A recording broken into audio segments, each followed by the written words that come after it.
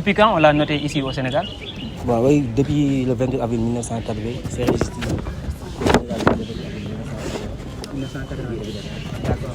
Maintenant, pouvez-vous nous dire la formation, elle est reconnue par l'État ou bien? Oui, évidemment, la formation est reconnue par l'État parce qu'elle a formé pas mal de CSE.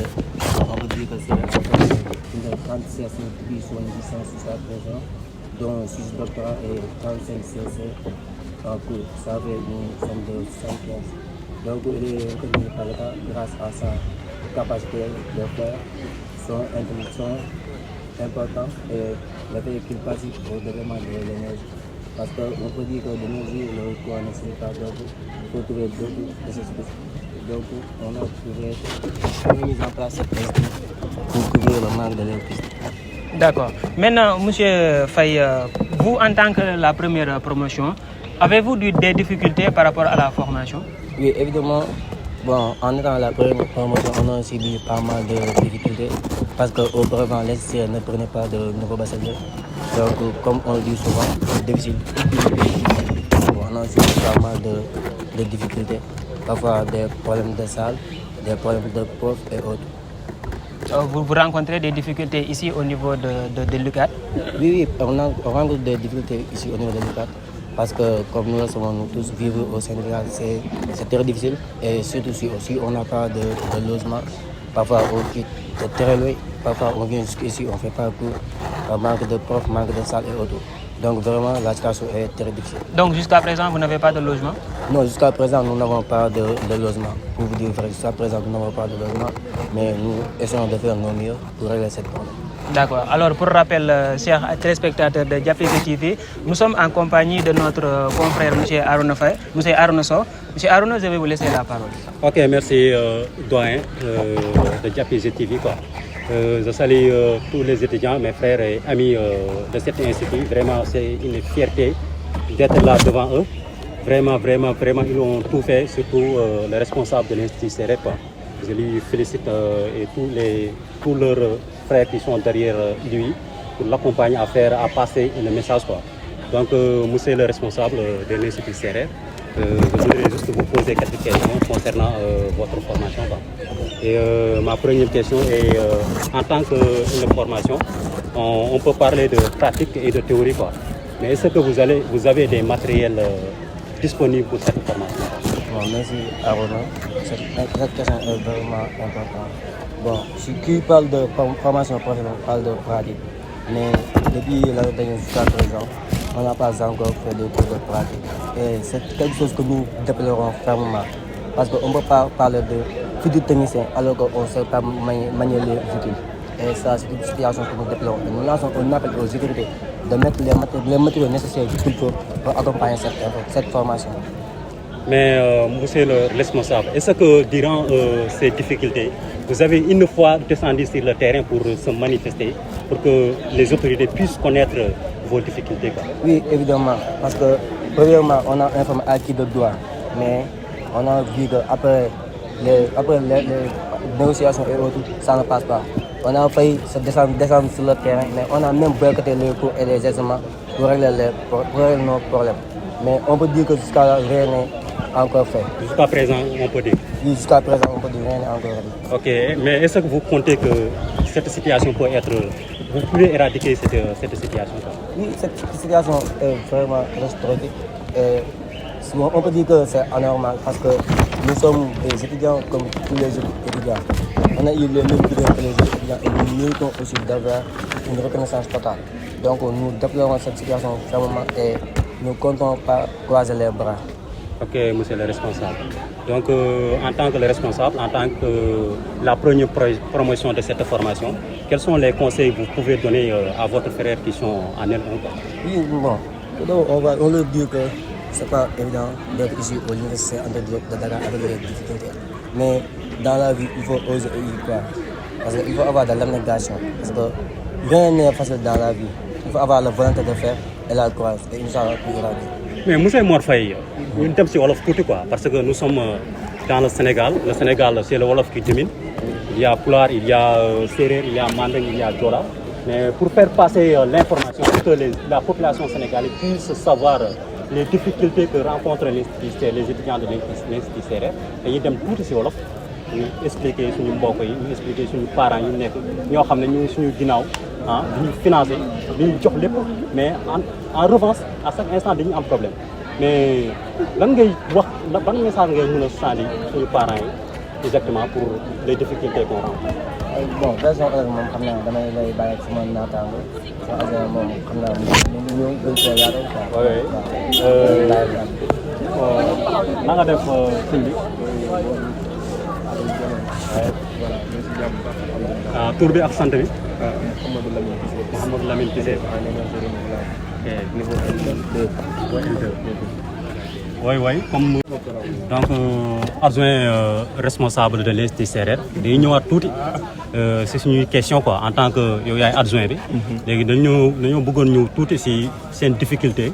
en tant que un étudiant de l'Institut Sérère ñu ñëwaat si wolof. xam nga wolof instant bii nii mooy langue boo xam ne bu ñu gën a wax si Sénégal la. surtout si dans notre capitale. donc dañoo bëggoon xam exactement yéen en tant que étudiant de l'Institut Sérère yan cadre ngeen mën a blancer seen parents en tant que les difficultés que vous rencontrez depuis le début de votre formation quoi. di remercier ñëpp tamit ici c'est Mouhamadou Lamine Guissé élève en énergie renouvelable niveau L2. voilà bala maa wax ak suñu parents yi tamit dañuy waxtaan ak suñu frères yi nga xam ne ñoom ñoo nekk ci lycée bi di leen xamal ni lii formation gënu ko parce que dañ ne énergie renouvelable te monde bi xam nañ ni ñun ñëpp ci énergie renouvelable la ñu jëm kon nañ takk seen fit te di jël ci formation bi parce que dara gënu ko.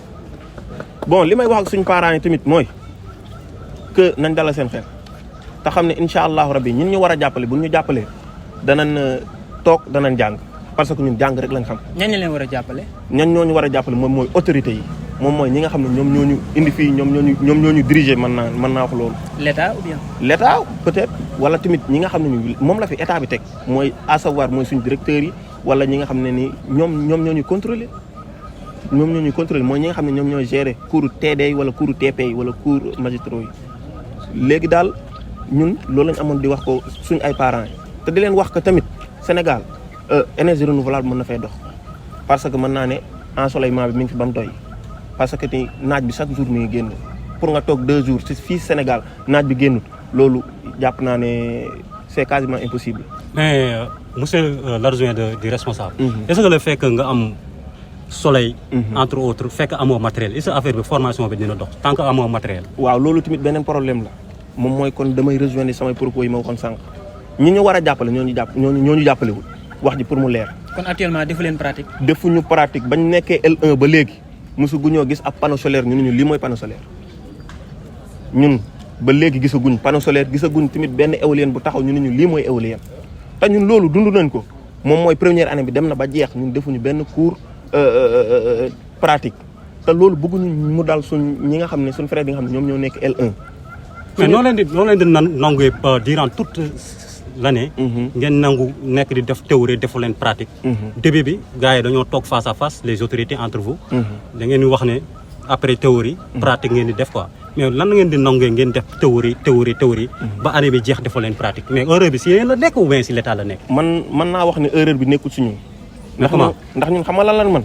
am lu ñu naqadi wàcc ci terrain bi. mais est-ce que wàcc ngeen. wàcc nañ si terrain bi boycotté nañ ay cours boycotté nañ ay examen kon fekkee ñun loolu lépp def nañ ko.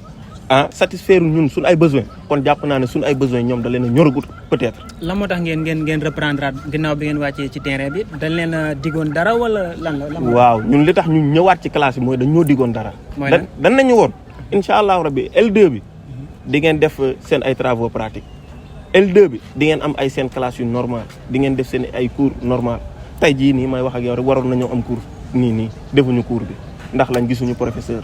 te bii mooy 3e fois ñu fi ñëw gisuñu professeur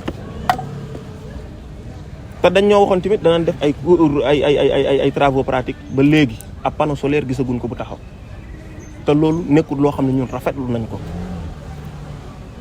formation professionnelle lañ wax mënoo dikk taxaw ne yor naa sama diplôme professionnel ñu dem suñ la wane ay matériel loolu la wan nga ne lii lan la loolu man jàpp naa ne du formation professionnelle. mais formation aveuglée la. ok waaw formation aveuglée mais comment une formation aveuglée. waaw formation aveuglée mooy li ma wax rek mënoo dikk nga dikk ne yow sa diplôme professionnel nga yor war ngaa mën a manipuler ay matériel te gisoo benn matériel boo war a manipuler ñun fil courant mosuñu koo jox ñun lii mooy fil conducteur mosuñu koo gis nañu lii mooy fil ab professeur dikki indi fil ne lii mooy fil xam nga loolu yomb na professeur bi mën naa dem jël benn 1 mètre fil indil ñu ko mais defuñu ko kon ñun dañoo war a wax man ci kan la ci professeur bi moo war a indi matériel yi wala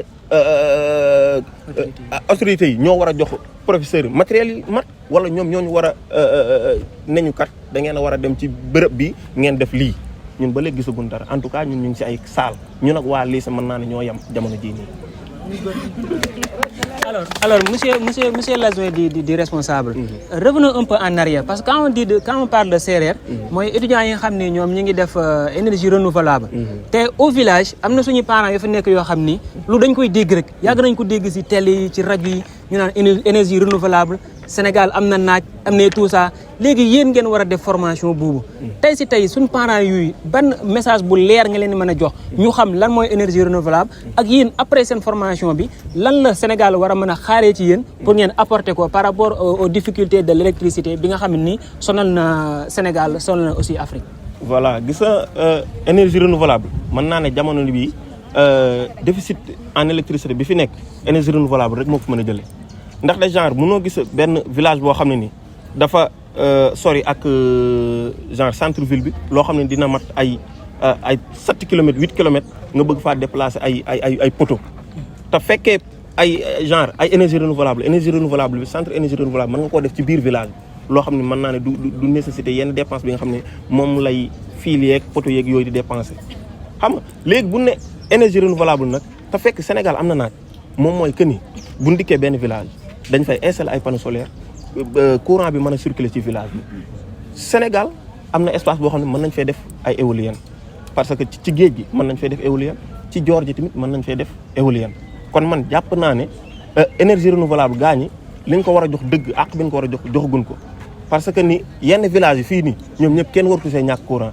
ndax lu mu gàtt-gàtt waroon nga am benn centrale boo xam ne nii c'est en solaire wala benn centrale boo xam ne nii éolienne lay doon wala leneen ak leneen parce que bëri nañ nekkul yooyu yëpp am na yeneen yu fa nekk yu bëri kon nag man jàpp naa ne parce que am na ñoo xam ne Tivaouane Peulh la ñuy jël exemple moom mooy responsable L1 bi Tivaouane Peulh lay jugee di ñëw te ñoom parfois dañuy ñëw ba fii duñ def cours semaine bi parfois dañuy dikk war see am ay cours yoo xam ne nii bariwut te ñun soxlawuñ loolu ñun dañoo soxla ay emploi temps yoo xam ne dañu koy jox emploi temps yi ñu jàng comme suñuy morom di tëjandoo comme suñuy morom di tijjeendoo comme suñuy morom mais mënuñoo concevoir ñun ñu ngi doog a tijji suñ ay morom yi nga xam ne ñoo amandoo bac ñoom ñi ngi nii di def seen examen premier semestre ñun loolu duñ ko nangu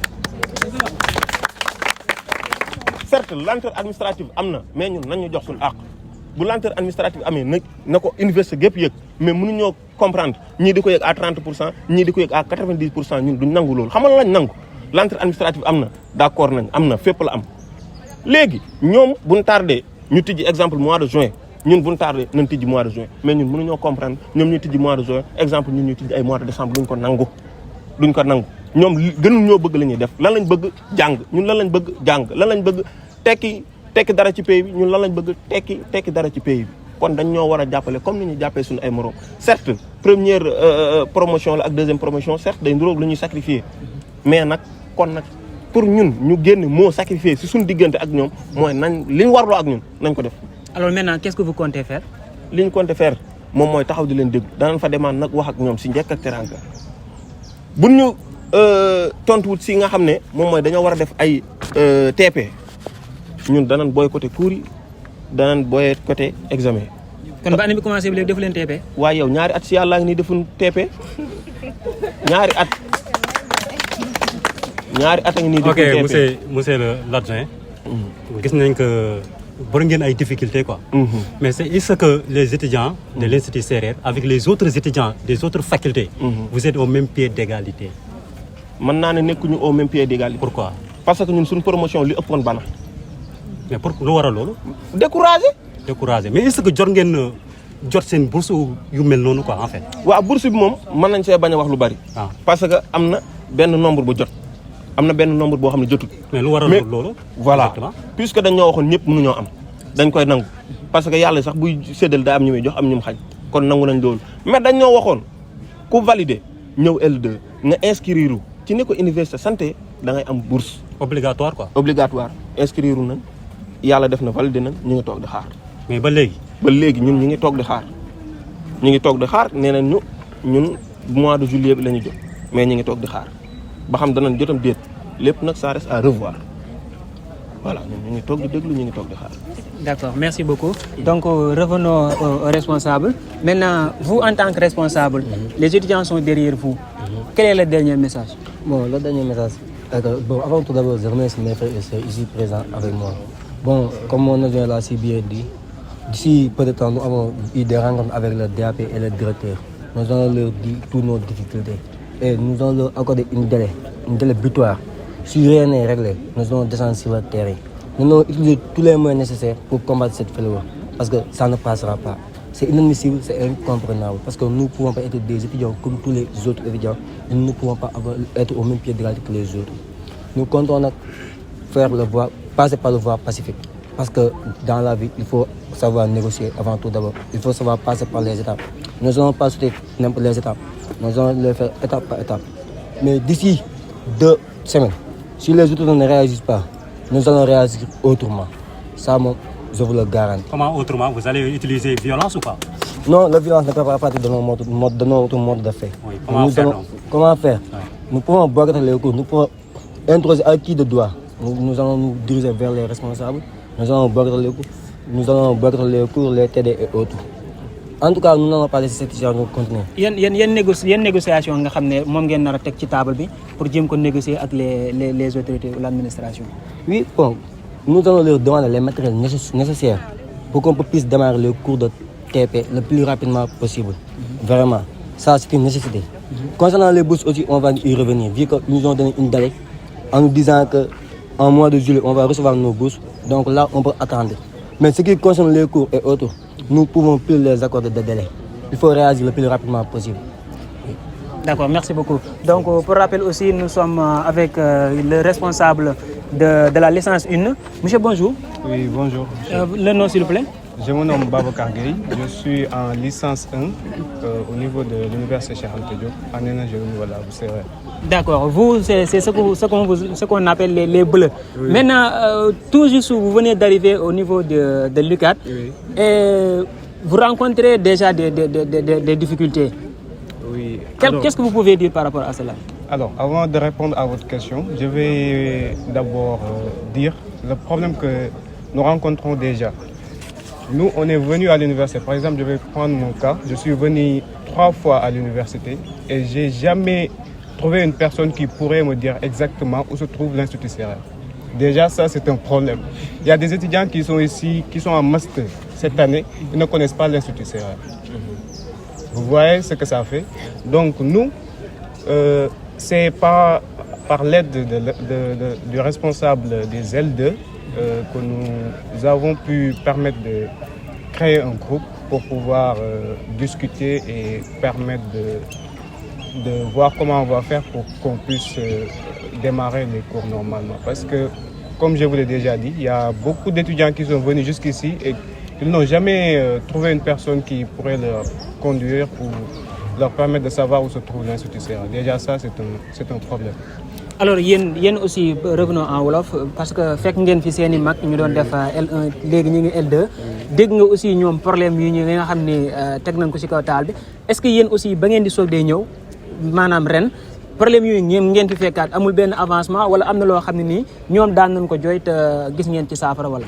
Oui, amul avancement mën naa wax ne amul avancement parce que ñun déjà on a tardivement commencé les cours dañoo yéex a commencé les cours on est commencé au mois de juin. Vous voyez, il y a des étudiants qui, par exemple, ils ont commencé au mois de février, normalement, au plus tard. Donc, déjà, ça, c'est quelque chose qui c'est pas normal du tout. Nous, avant de nous, déjà, nous avons que c'est pas sûr que nous ayons une bourse. C'est pas sûr. Déjà, j'ai une fois rencontré le DAP, directement. Je me bourse, je ne sais pas si de trop parce que nous avons une bourse. Nous, dans notre cas, il y a certains de nos frères qui ont reçu leur bourse. Par exemple, moi, j'ai une bourse. Mais ce n'est pas tout le monde, pour dire vrai. Cher responsable de l'Institut CRR, L1, avec moi, j'avais fait des frères, des mag, yéen sa jafe-jafe yooyu du leen tax ngeen découragé ngeen dellu ginnaaw quoi. comme ni ko Mouhamed waxee léegi am na étudiants yoo xam ne au début dañu naroon arrêté parce que imagine nga toog plus de 8 mois de vacances defoo cours déjà ça sonne mal à l'oreille am na suñu parents yi par exemple dañu naan yéen da ngeen bëggul jàngi wala qu'est-ce qui se passe alors que c'est pas le cas ñoom ñoo deful cours donc boo deful cours mënoo man doon naa ñëw fii de temps en temps pour essayer de voir mais dañ naan la genre mën nañ ne la demal ba semaine prochaine di ngeen commencer semaine prochaine ñu ñëw ne la non am nañ problème bii da ngeen di xaaraat beneen semaine am nañu si bëri ñoo xam ne dañu ne woon dañuy arrêté amaana sax am nañu arrêté parce que am ñoo xam gisaguma leen ba léegi. mais yéen bu ngeen ñëwee ba léegi gis ngeen seen programme wala gisoo nga leen seen programme yu mel noonu. waaw defal nañ ñu soi-disant emploi du temps. emploi du temps. waaw parce que emploi du temps boobu je comprends pas emploi du temps la boo xam ne par exemple on te dit lundi mardi am nga cours par exemple lundi tu as cours à partir de 10h tu descends à midi 12h ñu ne la mardi am nga cours à partir de 8h tu descends à 16h mercredi jeudi amoo cours vendredi ñu ne am nga cours boo xam ne dañ koy yóbbu ba mun naa ne presque fin journée bi après midi bi ñu ne la benn cours ngay def imaginez comme par exemple sama cas ak ñeneen je quitte à Tivaouane Peulh bëgg a ñëw ba fii def benn cours ñibbiwaat nga war a passe mun naa ne 1500 par jour loolu xam nga budget la loolu moom métti na quoi. ok c'est pas facile oui. donc comme Mouhamed lu mu wax sànq problème mu logement démb dugg naa ci site bi li ñu bindal lan la seen quota de logement yéen ñu nekk L1 0 lit 0 quota je comprends pas te defal nañ ñu liste pour nous dire que ne genre kii moo jiitu nit bi ñu war a codifier et tout mais 0 quota loolu amul sens en fait. kon licence 1 bi amul kenn koo xam ni mi ngi fii nii ci logement bi. kenn logé wul même ñi nekk L2 sax je pense que ñoom tam logé wul donc ils ne sont pas logés ici. d'accord merci beaucoup alors comme ni ko ñi waxee waa L2 bi. yéen waa L1 bi tamit même combat bi ngeen am même revendication bi ngeen nar a teg aussi ci loxoy administration bi. waaw comme niñ ko waxee déjà dama may xaw a kii tuuti parce que formation bi quoi qu'on puisse dire c'est une bonne formation bu baax la te man par exemple rëccuwuma lu ma ko choisir comme ni ko moo waxee tout début est difficile donc c'est forcé que ñu mu am tuuti laalante ñun ak ñoom pour ñu mën a permettre ñeneen ñi ñëw ñu mën a nekk ci ay conditions yu baax mais ñun ñu nekk peut-être L1 L2 ça sera pas facile du tout mais avec le temps on va essayer de gérer les choses yàlla baax. D'accord merci beaucoup. Ok, merci. Alors monsieur Sow amis téléspectateurs et internautes de Diapézé TV.